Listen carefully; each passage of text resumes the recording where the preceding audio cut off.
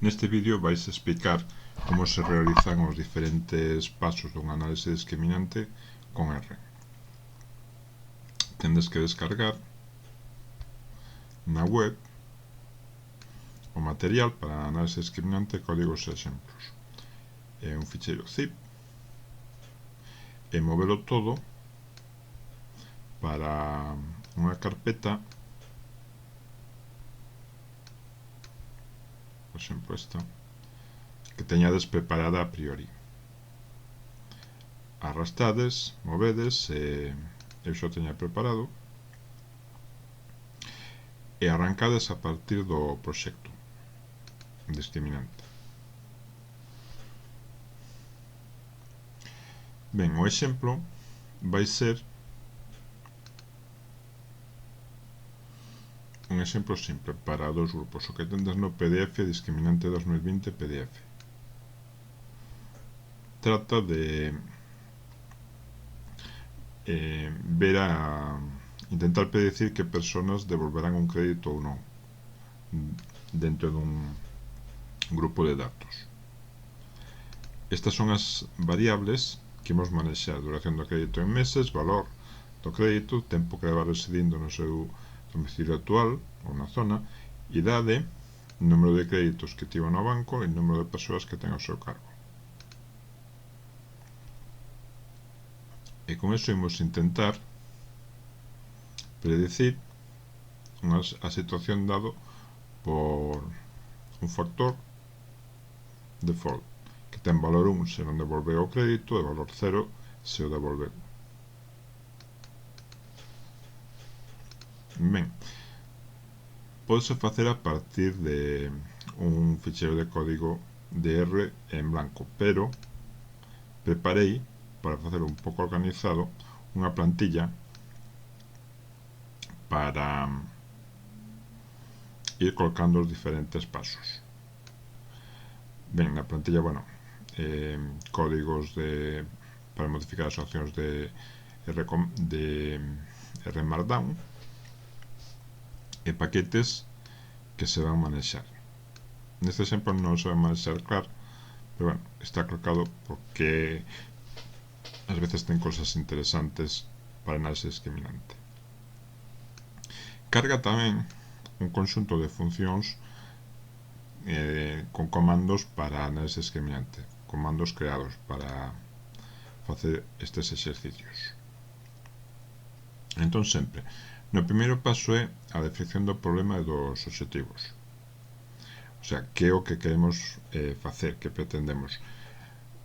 No noso caso xa comentei que o que pretendíamos era predecir o feito de que unha persoa devolva un crédito ou non, en función de un puñado de variables que xa mostrei.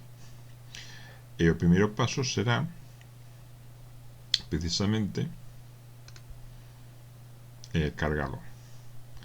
Teño a modo chuleta un ficheiro código discriminante 2020.r que habría que modificar para datar a cada caso particular, pero neste caso coincide precisamente co que teño no exemplo. Primeiro, ler os datos, neste caso a partir dun ficheiro CSV, que precisamente é este.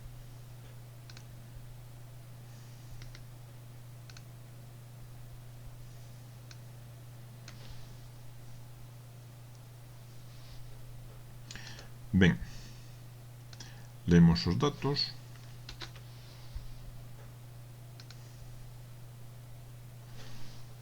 e temos a variable explicar, un factor que toma valores 0 e 1 e diferentes variables. O que esta plantilla ou estes códigos están preparados para separar o factor do resto dos datos. O factor é a primeira columna, por tanto doulle estrutura de factor e chamolle query e chamolle datos a todos os demais, o sea, os datos orixinais quitándolle esa primeira columna.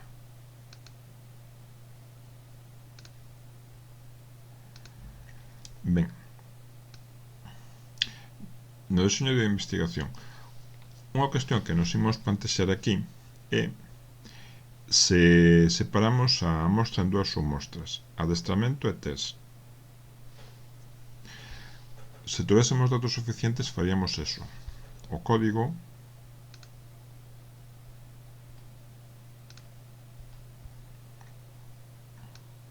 é este fragmento de aquí. Pon unha semente aleatoria para que serán sempre as mesmas posicións e crea un datos validar para facer o test máis tarde e saca os da amostra que aquí imos traballar. Introduciríase nesta parte. De todas formas, aquí temos só 100 datos, entonces non debemos facelo, son poucos, e conformámonos con facer máis adiante unha validación cruzada, un cross validation. Entón, prescindimos de separar as mostras e pasamos ao terceiro paso. Facer, a variación dos supostos básicos. Facemos tábuas e resumen para ver un pouco como son os datos.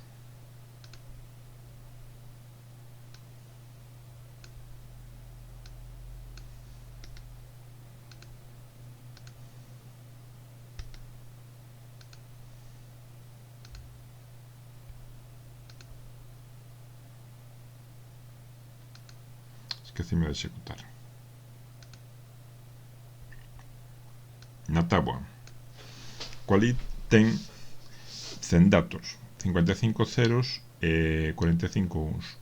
55 persoas que devolveron o crédito, 45 que non. Aquí aparece unha cuestión, que é que os grupos estén equilibrados, que teñan tamaños parecidos. Senón, o análise discriminante tende a inclinarse polo grupo maioritario. Entonces, favorece acertar máis nese grupo e menos no grupo minoritario. Vemos tamén as características dos valores que teñen as distintas variables. Son todas numéricas, posto que é unha condición que se necesita para análise discriminante. Ben, análise previo. O que se busca é ver gráficamente ou con cálculos en que variables poden ter as diferencias entre os valores. Gráficamente podese facer comparando diagramas de caixa. Este código.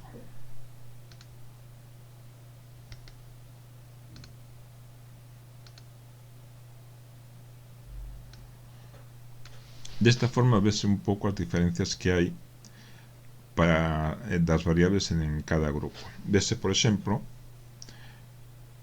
o 0 e 1, que os créditos que non se devolven tenden a ter unha maior duración en meses. Parece que se sacaba antes os créditos é menos probable que haxa un default. A causa que sea. Pero é unha das primeiras cousas que vemos aquí. Vemos, por exemplo, a cantidade que en principio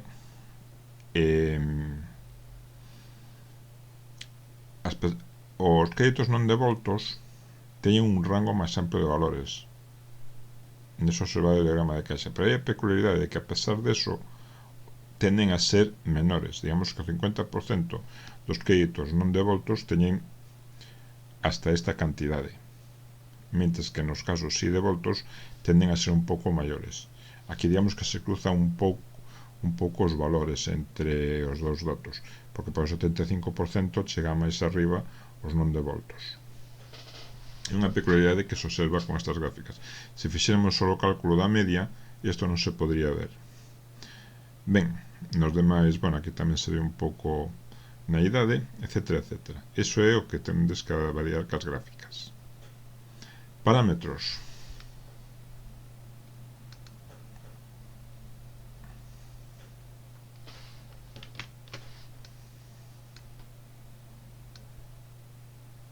Medias por grupos, desviación típica por grupo e covarianzas.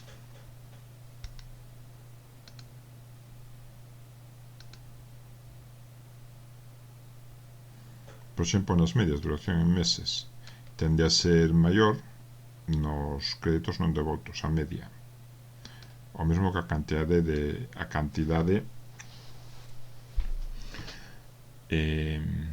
o sea, a cantidade prestada, etcétera, etcétera. Eso sería un pouco ver como funciona estes valores. Por exemplo, desviación típica.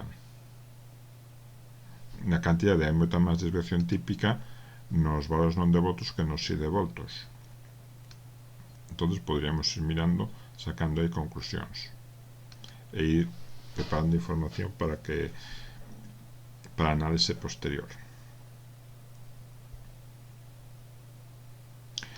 Despois, contrastes de supostos previos. Habitualmente normalidade, test de Shapiro. Hai tamén un test para contrastar a igualdade das matrices de varianza coa varianza a partir deste paquete, pero non ten moita calidade, por lo tanto, digamos que o salto. De todas formas, xa vai haber o problema que se aplico o test de Shapiro-Wilks, sáleme que rexeita a hipótese nula, non hai normalidade. E na maioría das variables, senón en todas as que teño, resulta que os datos non son de tipo normal. Que se fai nestes casos? Posibilidades, pois transformar os datos para conseguir normalidade é unha opción, senón usar técnicas alternativas como análisis discriminante cadrático. O que vou explicar é análisis discriminante lineal. Entón, o cuadrático non necesita normalidade, ou aplicar regresión logit ou probit.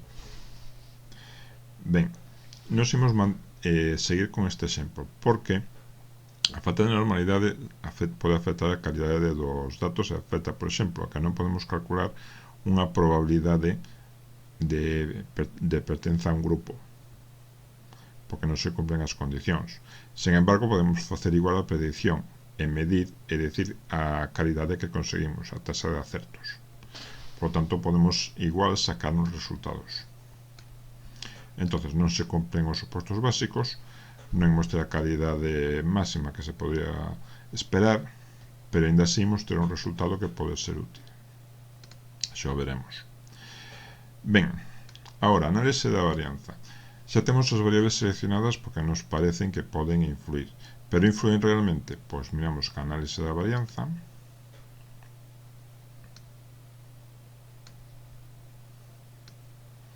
e comprobamos se a diferencia das variables é significativa.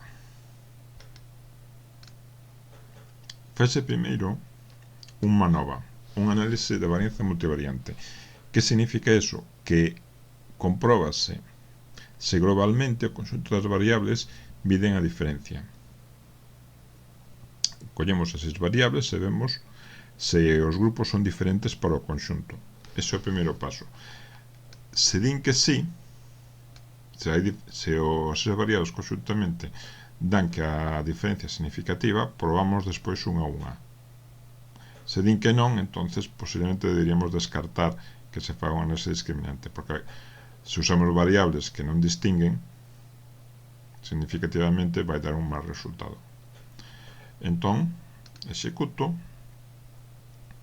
Primeiro paso, manova, conxuntamente, si é significativa, de valor por debaixo de 0,05. Pois despois vai variable a variable.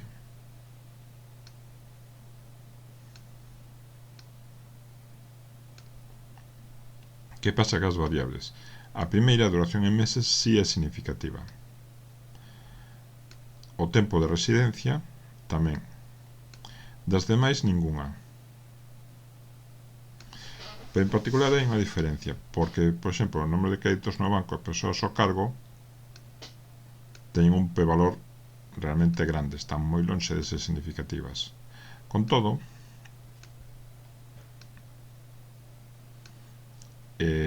as variables cantidade e idade, se ben non son significativas, non teñen un p-valor tan grande. Entonces, para non traballar só con 2 variables, vou incluir 4.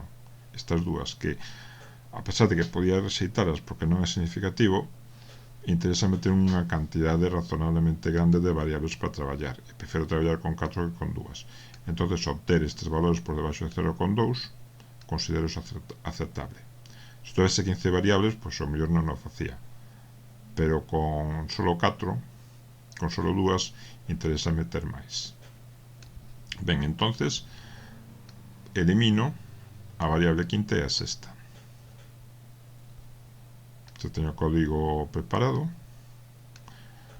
Para outro caso deberíades cambiar as variables a eliminar.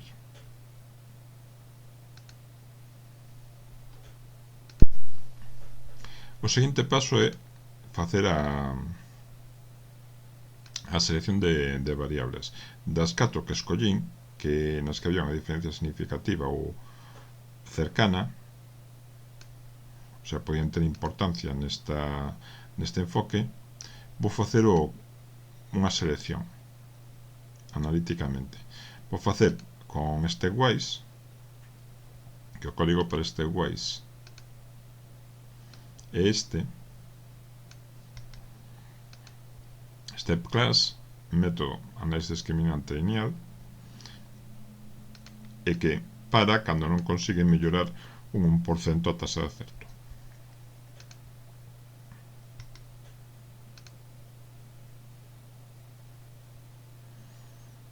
Ben, executo e infórmame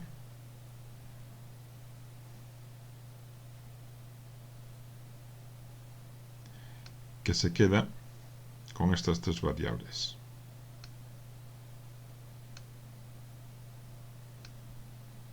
Tempo de residencia, idade e cantidade, e que consigue con elas un 64% de acerto. Ben, de todas formas, como isto estaba ben cando os ordenadores tiñan pouca potencia ou cando se había que facer a man con calculadora, porque dá bastante traballo, pero se facemos con ordenadores podemos mirar todas as posibles combinacións de variables. Hai un comando dos que preparei, stepwise, que en vez de facer stepwise realmente o que fai é proba todas as posibilidades e dime cales son as 20 millores.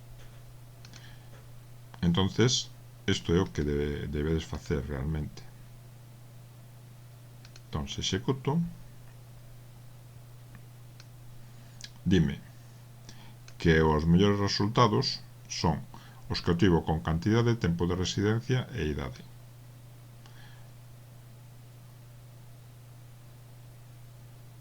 Que curiosamente, por razón que sea, parece que mellora os resultados de stepwise. Debería mirarlo con calma. Pero estos, como ademais coinciden nas dúas propostas, van ser as variables que vou manexar. Prescindiría da cuarta, que era precisamente duración en meses. De todas formas, neste caso quedo con estas tres variables, pero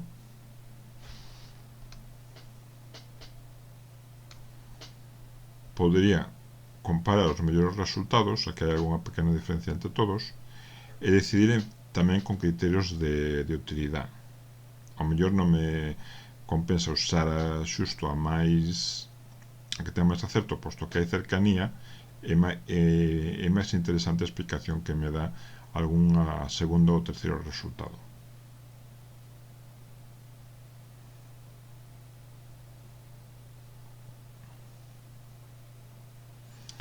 Entón, quedome ca mellor, e xa o propio código está preparado para coller o factor cos novos resultados e chamolle de screen as variables que vou usar finalmente. Se está todo preparado para que me sala esa solución.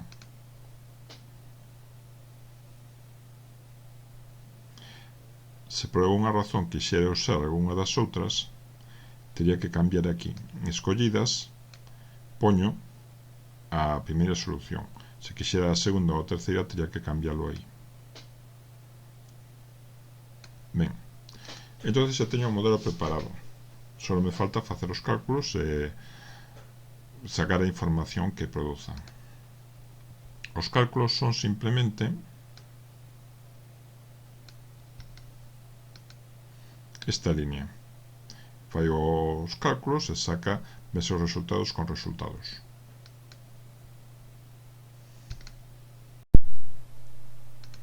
Ben, executo e teño aquí os valores da función discriminante. Neste caso só hai unha función discriminante, posto que teño dous grupos, e o número máximo de funcións discriminantes é número de grupos menos 1, só queda unha. Se fose, por exemplo, 3 grupos, podría escoller entre dúas. Apareceríame LD1 e LD2 e apareceríame aquí abaixo unha traza, uns resultados que se chaman traza, que cada un deles explicaríame o tanto por cento de diferencia que explica cada unha das funcións.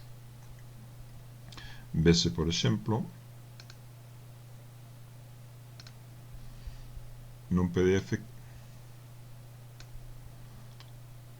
este que os coloquei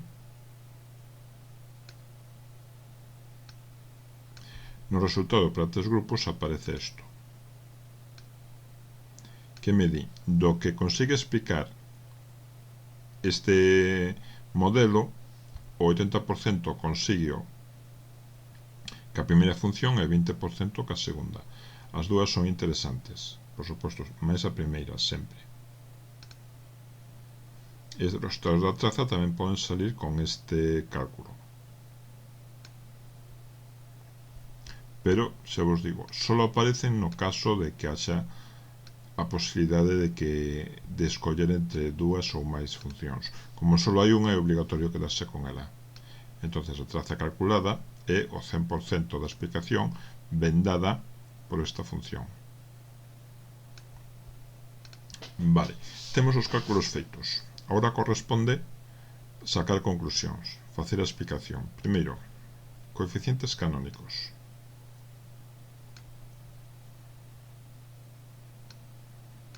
Tipifícase e faise análise discriminante.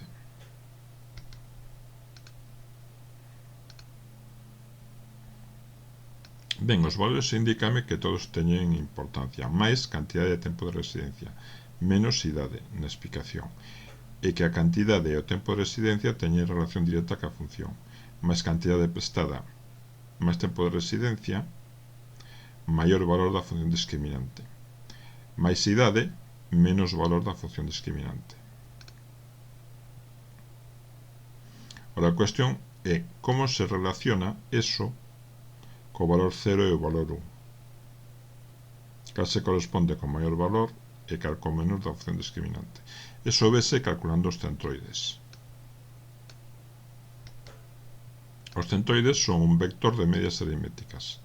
Neste caso, hai unha media aritmética para cada unha das funcións discriminantes. O sea, só hai unha. Pero podría haber unha, dúas ou tres en función do número de funcións que tuveramos. Fago o cálculo e de que me informa?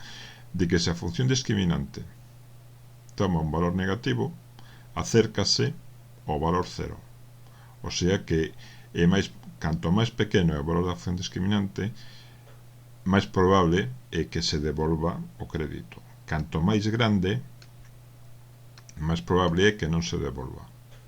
Combinando as dúas informacións, cantidade máis relación directa, máis cantidade máis valor da función discriminante, e polo tanto máis cerca de 1, máis probable de que non se devolva. Máis cantidade, máis probabilidade de non devolver. O mesmo para tempo de residencia, pero o oposto para a idade. Máis idade, menor valor da función discriminante, máis cerca de 0.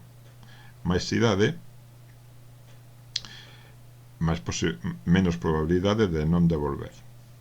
Iso é a combinación destas dúas informacións. Tamén se pode mirar a correlación que existe entre os valores preditos, os valores calculados da función discriminante e as variables usadas. Dá unha información parecida a dos coeficientes canónicos. Non teñen por que coincidir. De feito, aquí suxire que máis relacionado aparece o tempo de residencia que as outras dúas. De todas formas, as tres teñen unha importancia razonablemente grande. Con isto temos unha información que nos explica que factores son os que influen na diferencia. Neste caso, que factores influen ou que variables influen na posibilidade de devolver o crédito ou non. Se nos queremos facer unha petición para un novo crédito, o que imos dar importancia a estas tres variables, estas tres con respecto ás 6 anteriores. Imos seguros para a xente de máis idade e para créditos pequenos e para a xente que leva menos tempo de residencia na zona. E a conclusión. Finalmente, que calidade ten este modelo? Bondade de axuste. Porcentaxe de diferencia explicada. A verdade é que soen sacar porcentaxes de diferencia explicada non moi altos. Por menos a miña experiencia. Neste caso, solo o 12,8% da diferencia consiguen explicar. Eso que, como se traduce en cuestión de calidade de acertos? Pois neste caso aplicamos a matriz de confusión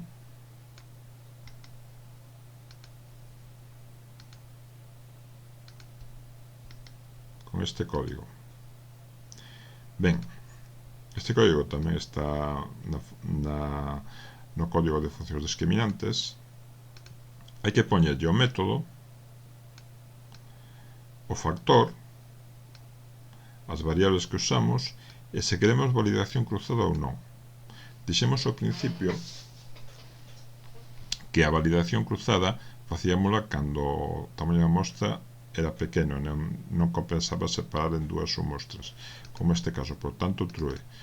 Se tuviéramos a separación en dúas submostras, aquí habría que poñer a submostra para test e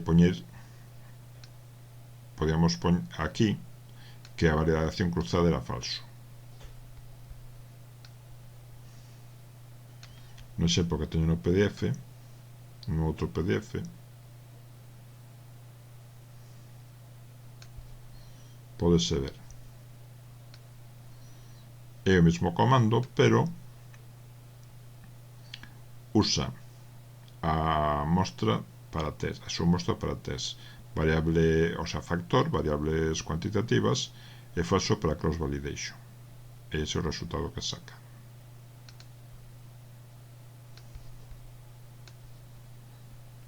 Executo e de que me informa?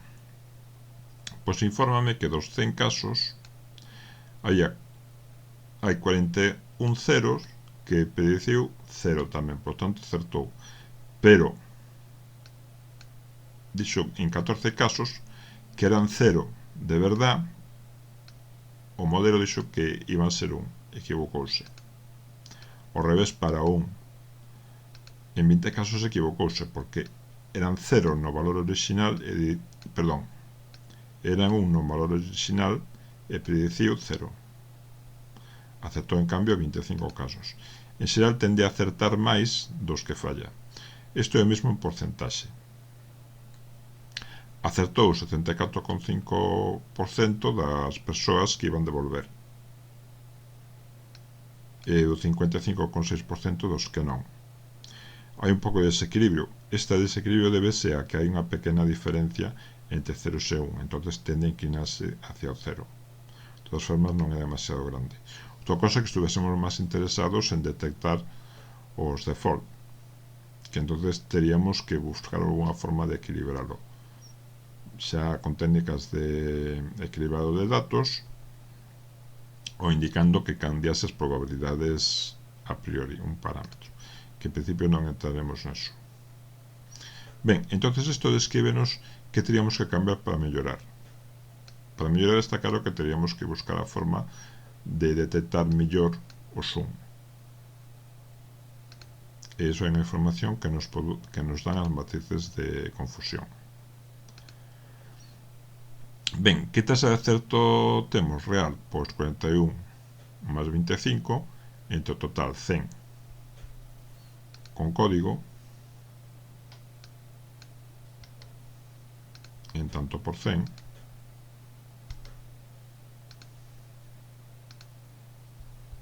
o 66%. Digamos que non é moi alto. Se botáramos cara ao cruz acertaríamos o 50%. Pero para explicar o que este método é suficiente.